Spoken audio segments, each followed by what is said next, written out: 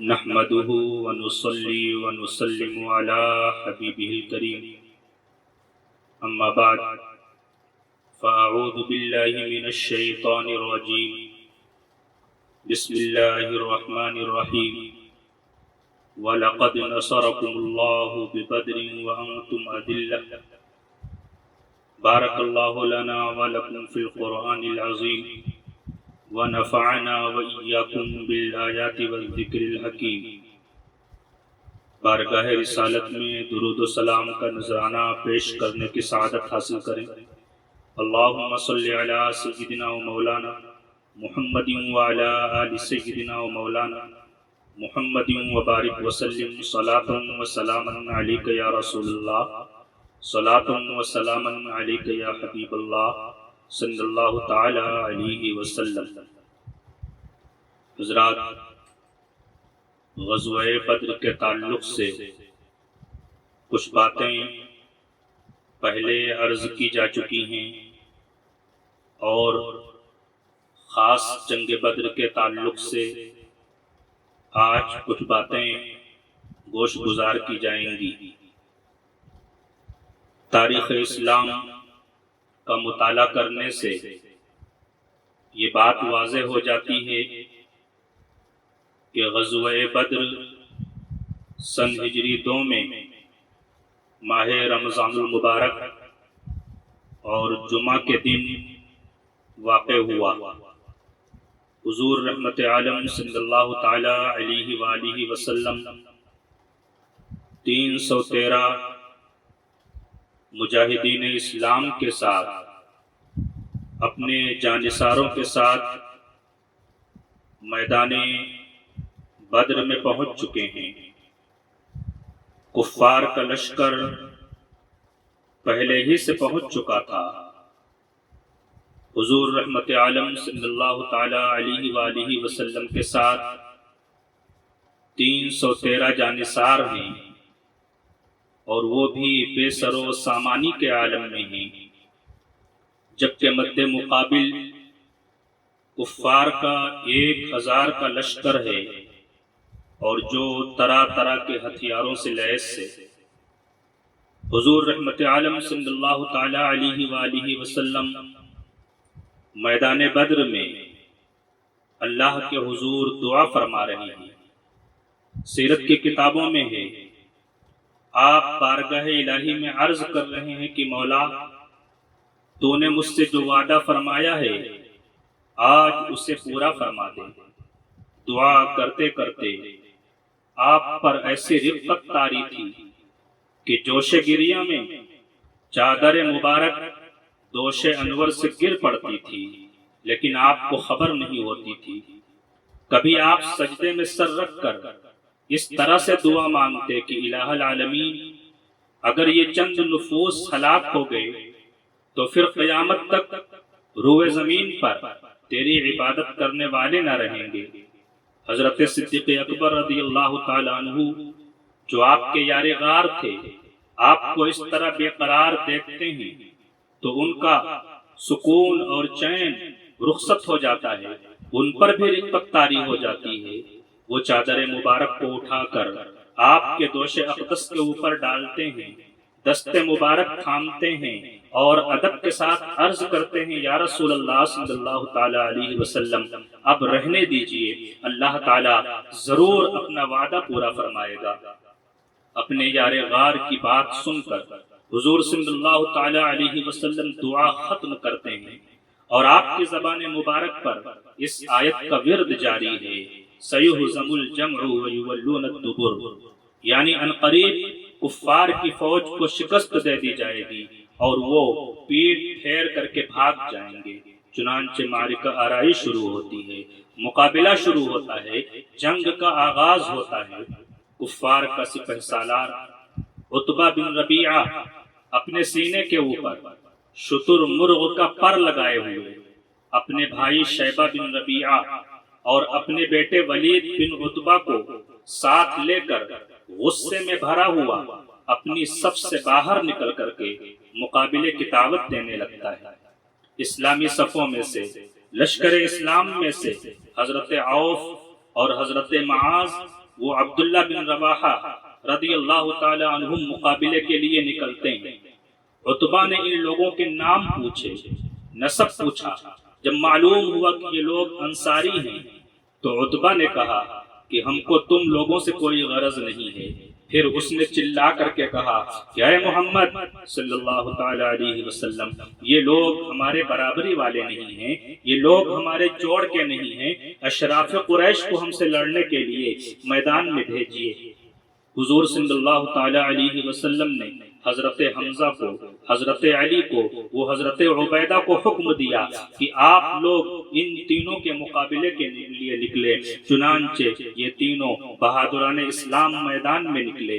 چونکہ یہ تینوں حضرات سر کے اوپر خوت پہنے ہوئے تھے، یعنی لوہے کی ٹوپی پہنے ہوئے تھے جس سے ان کے چہرے چھپے ہوئے تھے، اس لیے عتبہ نے ان کو نہیں پہچانا اور پوچھا کہ تم لوگ کون ہو؟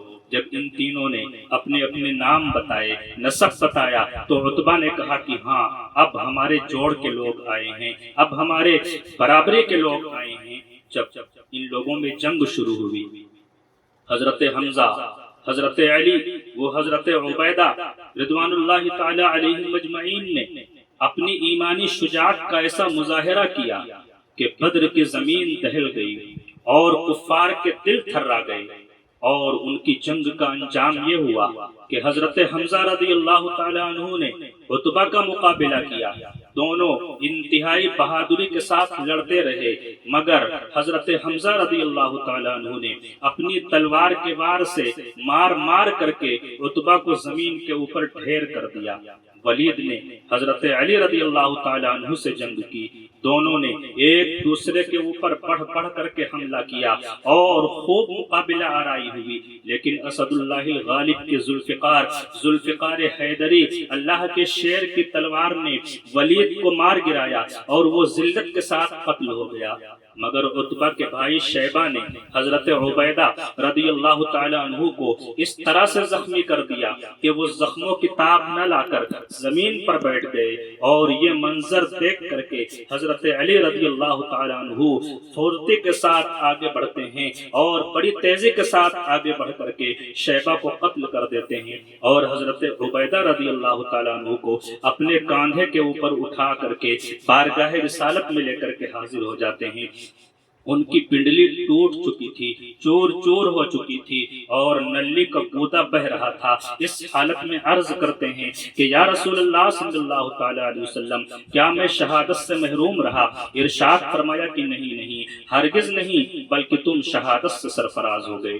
حضرات گرامی، اس طرح سے حضرت حمزہ، حضرت علی اور حضرت عبیدہ رضی اللہ تعالی عنہ اپنے اپنے مدد مقابل سے مقابلہ آرائی کرتے ہیں، اور تینوں کفار جو مقابلے میں آئے تھے ان کو فنا فی النار کر دیتے ہیں۔ حضرت عبد الرحمن بن عوف رضی اللہ تعالی عنہ بیان فرماتے ہیں کہ میں صف میں کھڑا تھا اور میرے دائیں بائیں دو نوعمر لڑکے کھڑے تھے۔ ایک نے چپکے سے پوچھا کہ چچا جان، کیا آپ ابو جہل کو پہچانتے ہیں؟ میں نے اس سے کہا کہ کیوں بھتیجے، تم کو ابو جہل سے کیا کام ہے؟ اس نے کہا چچا جان، میں نے خدا سے یہ عہد کیا ہے کہ میں ابو جہل کو جہاں دیکھ لوں گا یا تو اس کو قتل کر دوں گا یا خود لڑتا ہوا مارا جاؤں گا، کیونکہ وہ اللہ اور اس کے رسول کا بہت بڑا دشمن ہے۔ حضرت عبد الرحمن رضی اللہ تعالیٰ عنہ کہتے ہیں کہ میں حیرت سے اس نوجوان کا منہ تک رہا تھا کہ دوسرے نوجوان نے بھی مجھ سے یہی کہا۔ اتنے میں ابو جہل تلوار گھماتا ہوا سامنے آ گیا اور میں نے اشارے سے بتا دیا کہ یہی ابو جہل ہے۔ بس پھر کیا تھا، یہ دونوں لڑکے جو تھے یہ تلواریں لے کر کے اس پر جھپٹ پڑتے ہیں، اس طرح سے جھپٹتے ہیں جس طرح باز اپنے شکار کے اوپر جھپٹا مارتا ہے۔ دونوں اپنی تلواروں سے مار مار کر ابو جہل کو زمین کے اوپر ڈھیر کر دیتے ہیں۔ یہ دونوں لڑکے کون تھے؟ حضرت معوذ اور حضرت معاذ رضی اللہ تعالیٰ عنہما تھے، جو عفرا کے بیٹے تھے۔ ابو جہل کے بیٹے اکرمہ نے اپنے باپ کے قاتل حضرت معاذ رضی اللہ تعالیٰ عنہ پر حملہ کر دیا اور پیچھے سے ان کے بائیں شانے کے اوپر تلوار ماری، جس سے ان کا بازو کٹ گیا، لیکن تھوڑا سا چمڑا باقی رہ گیا اور ہاتھ لٹکنے لگا۔ حضرت معاذ رضی اللہ تعالیٰ عنہ نے اکرمہ کا پیچھا کیا اور دور تک دوڑاتے چلے گئے، لیکن اکرمہ بھاگ کر کے نکل گیا۔ حضرت معاذ رضی اللہ تعالیٰ عنہ اس حال میں بھی لڑ رہے ہیں، کٹے ہوئے ہاتھ کے ساتھ لڑ رہے ہیں۔ کٹا ہوا ہاتھ جو تھا وہ لٹک رہا تھا، اس کی وجہ سے زحمت ہو رہی تھی، تو انہوں نے اپنے کٹے ہوئے ہاتھ کو پاؤں سے دبا کر کے اس زور سے کھینچا کہ وہ الگ ہو گیا، اور پھر آزاد ہو کر کے ایک ہاتھ سے لڑتے رہے۔ حضرت عبداللہ بن مسعود رضی اللہ تعالیٰ عنہ ابو جہل کے پاس سے گزرے۔ اس وقت ابو جہل میں کچھ زندگی کی رمق باقی تھی۔ حضرت عبداللہ بن مسعود رضی اللہ تعالیٰ عنہ نے اس کی گردن کو اپنے پاؤں سے روندا اور روند کر کے فرمایا کہ اے ابو جہل، بتا آج تجھے اللہ نے کیسا رسوا کیا۔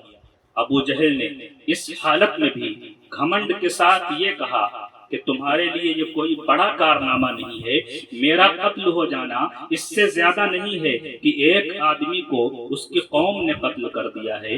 ہاں، مجھے اس کا افسوس ہے کہ کاش مجھے کسانوں کے سوا کوئی دوسرا قتل کیا ہوتا۔ حضرت معوذ اور حضرت معاذ چونکہ یہ دونوں انصاری تھے اور انصار کھیتی باڑی کا کام کرتے تھے، اور قبیلہ قریش کے لوگ کسانوں کو بڑی حقارت کی نظر سے دیکھا کرتے تھے، اس لیے ابو جہل ان کے ہاتھوں قتل ہونے کے اوپر افسوس جتا رہا تھا۔ اس طرح سے ابو جہل ذلت و رسوائی کے ساتھ مارا گیا۔ جب ابو جہل کی لاش کے پاس سے حضور صلی اللہ تعالی علیہ وآلہ وسلم کا گزر ہوتا ہے، ابو جہل یہ ایسا بدترین انسان تھا کہ حضور صلی اللہ تعالی علیہ وآلہ وسلم اس کے بارے میں فرماتے ہیں کہ ابو جہل اس زمانے کا فرعون ہے۔ پھر حضرت عبداللہ بن مسعود رضی اللہ تعالیٰ عنہ نے ابو جہل کا سر کاٹ کر کے حضور صلی اللہ تعالی علیہ وسلم کے قدموں میں ڈال دیا۔ اس طرح سے ابو جہل فنا فی النار ہوا۔